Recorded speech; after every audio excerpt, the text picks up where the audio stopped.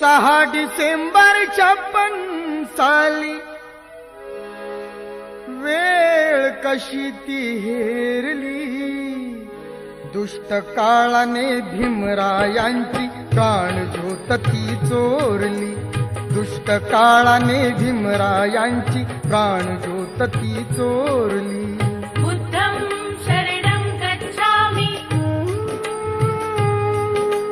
धम्मं शरणं गच्छामि, संघं शरणं गच्छामि।